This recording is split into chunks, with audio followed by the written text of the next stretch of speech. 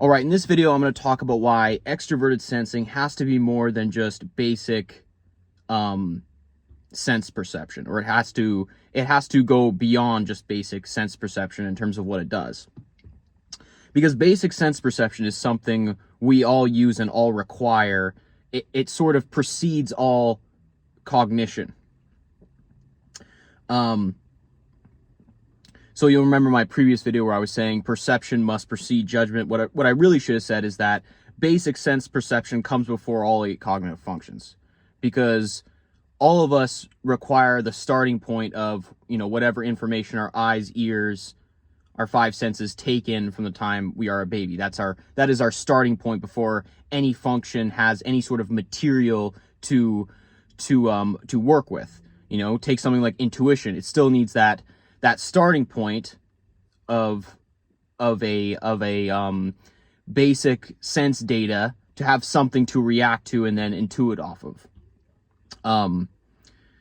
You might say, well, it can intuit off of an idea. It doesn't need any sort of sensing. Well, in order for you to have obtained that idea, that mental object, at some point you were a baby and you needed to take in that initial data with your sense perception. And that's something we all have. That doesn't require extroverted sensing, the cognitive function, in order to have that. We all have that at a basic level at the starting point. So I think extroverted sensing, like all irrational functions, goes beyond mere perception. It isn't just sensing the physical properties. There is also a kind of instinctual drive or reaction that happens. That's why a lot of there's a stereotype of like SE leads being competitive or involved in sports or whatever. They don't have to be, but that is an example of this sort of impulse response that is built into extroverted sensing.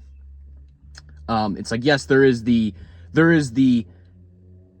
connection to a perception of physical properties, but then there is also the function having a reaction and a reactivity that brings about action in the subject.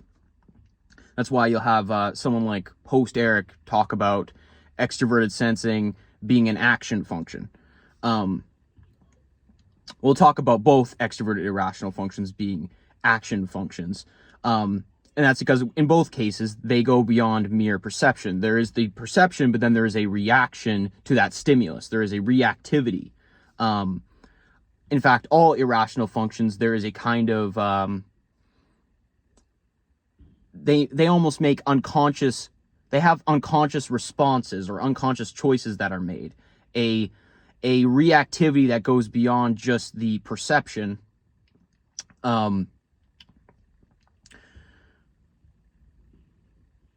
So, for example, you'll see in systems like socionics, when they talk about extroverted sensing, they'll describe it as force. Now, some people argue, no, force that's coming from, extroverted judgment or the pairing of extroverted judgment with extroverted sensing. I actually think socionics has this right. They're talking about the impulse response of extroverted sensing. Let's say, it perceives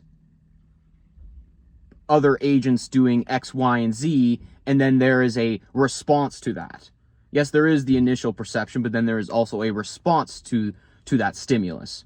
They'll talk about things like someone takes territory, the extroverted sensor will have a kind of response to, attack or defend. They're talking about a kind of impulse response, a kind of unconscious instincts that are built into this function. As I was saying before, all irrational functions have these kind of unconscious instincts that lead to actions, that lead to choices, that don't require a judging function in order for them to operate. They can operate independently, actually.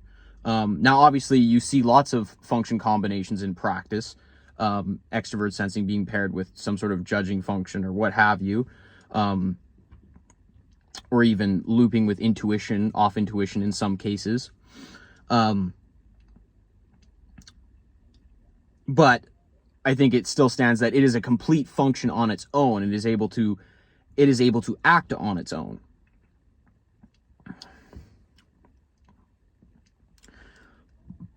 And ditto, of course, for the intuition functions. All irrational functions, they're more than just perception. Yes, they receive information. That is part of it, but then there is a response to that stimulus. There is a instinctual action that is brought about, an impulse response in the subject. Anyways, I think that just about covers it. I'll revisit this topic again, but because it's quite interesting to me. Anyways, thank you for watching. Have a great evening.